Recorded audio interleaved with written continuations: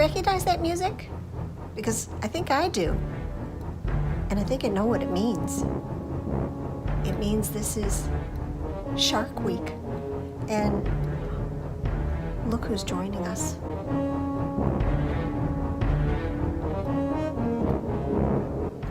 I guess that means we're going to have some shark stories. Our first book is a cautionary tale. It's called The Great White Man-Eating Shark, and it's written by Margaret Mahy with pictures by Jonathan Allen, and it's published by Dial Books.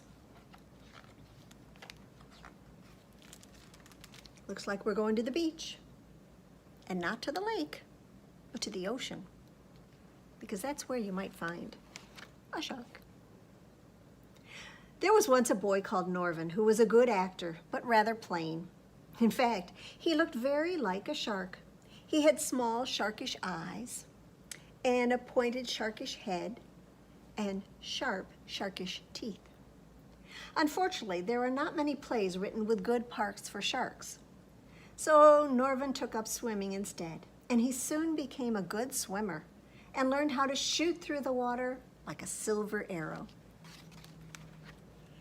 Norvin lived near a wonderful beach called Carmel Cove, but he had to share it with lots of other swimmers. And when Norvin tried shooting through the water like a silver arrow, why, the other swimmers got in his way. This made him cross and resentful, which is not a good thing to do. What's the use of being able to shoot through the water like a silver arrow if everyone gets in my way, he thought. So he came up with a wicked plan. Out of plastic, he made himself a dorsal fin, like a great white man-eating shark has. And then he strolled around the headland and thought some sharkish thoughts, strapped on the fin, and slid into the clear blue water. Mrs. Scorpio, who ran the bakery, was bobbing harmlessly up and down in the waves when suddenly she saw the dorsal fin of a great white man-eating shark heading straight for her. Now, if you're swimming and you see a great white man-eating shark heading straight for you, well, the thing to do is to leave the water in a quiet, dignified way. But Mrs. Scorpio didn't know this. "Shark! Shark!" she yelled, and she flung herself onto the sand, screaming and kicking in terror. And what a panic there was. Up and down Carmel Cove, people grabbed up their children, their dogs, and inflatable canoes, and within moments the sand was crowded with dripping bodies, and the sea was completely empty. Everyone stared despairingly at the cruising dorsal fin of a great white man-eating shark. Many people thought that they could just make out the shape of the great white man-eating shark cutting through the water beneath it. Norvin wore the expression a great white man-eating shark always wears when it's hungry, and his acting was so good that even when he came up to breathe, people were convinced he was actually looking for prey. Now, it was a very hot day, but nobody dared go swimming again. Norvin had the whole of Carmel Cove to himself, and he spent all afternoon shooting backwards and forwards like a silver arrow. Everyone else watched enviously, sighing and rubbing suntan lotion onto one another. No one dared to share the sea with a great white man-eating shark. At last, Norvin swam around the headland and vanished from sight. Now, after that, everyone except Norvin was too scared to go swimming in Carmel Cove. "Norvin, come out at once," his friends all cried. "There's a great white man-eating shark hanging around these parts." But Norvin just laughed. "Nonsense," he said. "It's probably only a whale shark or even a basking shark. And they're vegetarians, you know." Norvin had the entire beach to himself for 3 whole days. However, soon a few brave people, tired of seeing Norvin shooting to and fro like a silver arrow, well, they started swimming again, and others joined them, and soon everyone was splashing around happily once more, enjoying the swimming and the summer. But Norvin had grown used to having the beach to himself. He strolled around the headland, put on his dorsal fin, and swam back into Caramel Cove. Mr. Dorsey, the plumber, was showing his little boy Courtney how to stand on his head in the water, something plumbers, well, sometimes have to do. Suddenly, he found himself nose to nose with a great white man-eating shark. He didn't recognize Norvin, of course. He thought it was truly a shark. Now, if you find yourself nose to nose with a shark, the thing you do is leave the water quietly, just as if you only thought that it was time to rub on some more suntan lotion. Mr. Dorsey didn't know this. "Shark! Shark!" he yelled. Grabbing up Courtney, he flung himself onto the sand, kicking and screaming in terror. And within minutes, Norvin had the beach all to himself once more. No one dared go swimming for a week at Caramel Cove. No one, except for Norvin, that is. He shot to and fro like a silver arrow, while others watched longingly from the beach. Soon they could stand it no longer. A few brave people decided to take a risk, and Caramel Cove was once more splashing and bubbling with happy swimmers. Norvin, however, was becoming greedy. He wanted Caramel Cove all to himself all the time. So he strolled around the headland, put on his dorsal fin once more, and then swam back to Caramel Cove, laughing to himself as he thought of all the terror he would cause. But suddenly, he felt he was not alone. Someone was swimming beside him. Well, who could it be? He looked out of the corner of his eye, and there, nuzzling up to him, was a great white man-eating shark, a female. Norvin was such a good actor that she did not realize he was merely pretending to be a shark. She gave him a very loving glance. "You're the shark of my dreams," she said. "Marry me at once, or I shall lose my temper and bite you." Well, Norvin shot like a silver arrow, dorsal fin and all, toward the beach and flung himself onto the sand, where he lay kicking and screaming with terror. Everyone could see at a glance just what Norvin had been up to. The people of Caramel Cove put up a shark net across the mouth of the bay, but for the rest of the summer, Norvin just sat on the beach, watching other swimmers shoot backwards and forwards like silver arrows. He had such terrible shock that, shark net or not, he was too frightened to go swimming for a long, long time. Though he was a plain boy, he had made a rather good-looking shark, and I think he was very wise not to take any dangerous chances. Don't you? Well, when I think about sharks, I know a song, and I think you know it too. And, well, I'm not sure whether your parents are going to love me doing this, because it'll be in their heads all day, and you might be singing it, but we're going to have a song. Are you ready?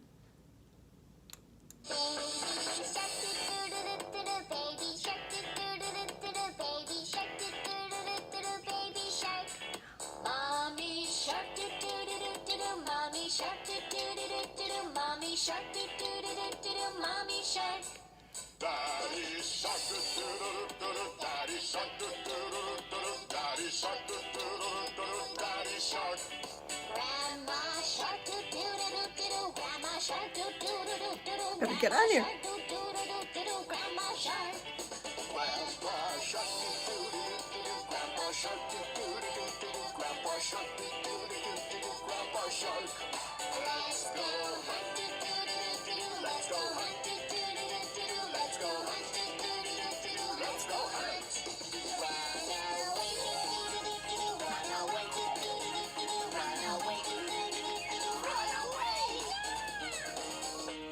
Safe at last, do-do-do-do-do, safe at last, do-do-do-do-do, safe at last, do-do-do-do-do, safe at last.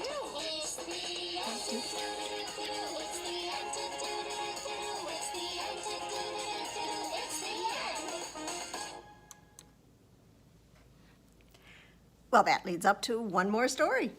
And this is a story called Gilbert the Great.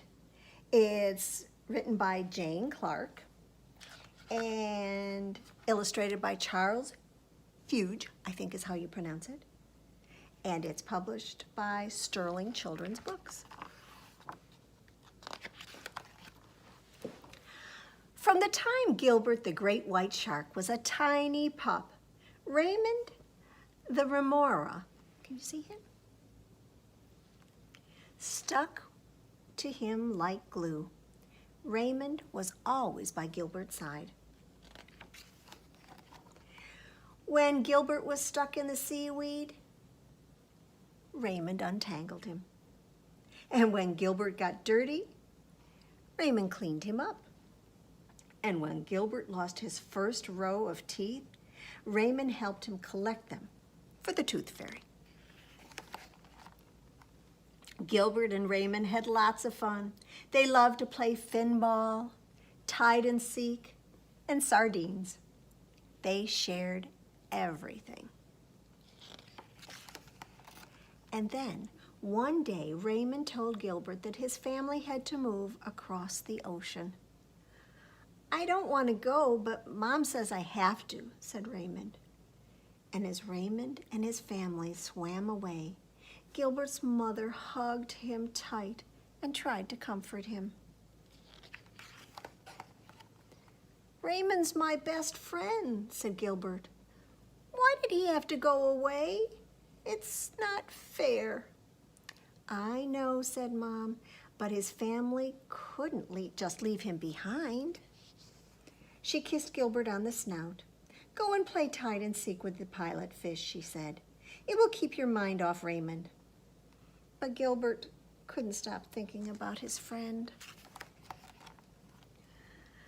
"I want to move with Raymond," Gilbert said. "Oh, he's moved too far away," said Mom. "We have to stay here. Let's go watch the basketball game. The Thrashing Threshers are playing the Tidal Tigers. Who do you want to win?" Gilbert looked around. There were remoras everywhere, but none of them were Raymond. "I don't care," he said, and he swam off before either side even scored a basket. "It's my fault that Raymond moved," Gilbert snapped as he passed an eel. "Last week, I called him a sucker." "You didn't make Raymond leave," Mom smiled. "Everyone fights sometimes." The clownfish did their best to cheer Gilbert up, but nothing could make him smile. The next day at school, everyone was very kind to Gilbert.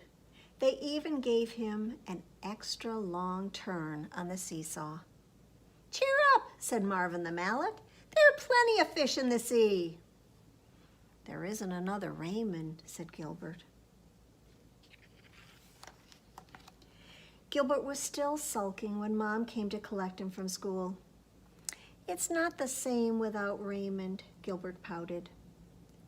That night, Gilbert cried and cried and cried, and his warm tears mingled with the cold ocean water. The next morning, Mom took Gilbert gently by the fin and towed him into shallow water. Rocked by the gentle waves, they gazed out at the seashore and the bright blue sky. "I hope Raymond's new home is as nice as this," Gilbert said. "I'm sure it is," said Mom. "I'm hungry," said Gilbert suddenly. "Oh, we'll go to the wreck," said Mom, and Gilbert's eyes lit up. They usually didn't go to the wreck. Mom didn't like him eating junk food. Scrunch, munch, crunch. As Gilbert was biting into a pile of tin cans and bits of old boat, he spotted a small remora crying in the shadows.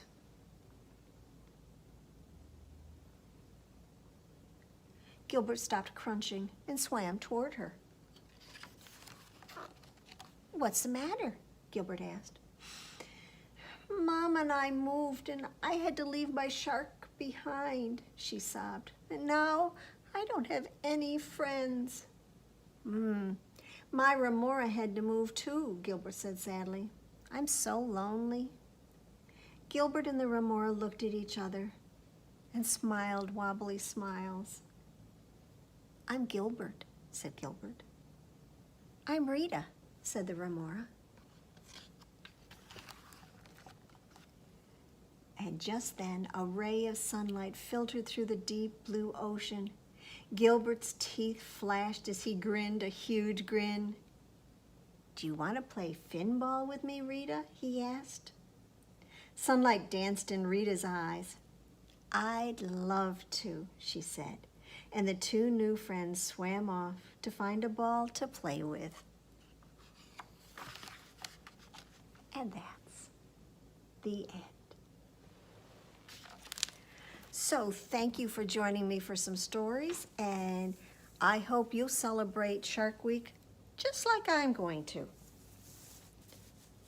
by being a shark. I'll see you next time, and remember, next week is our last time for a story, but I'll see you then.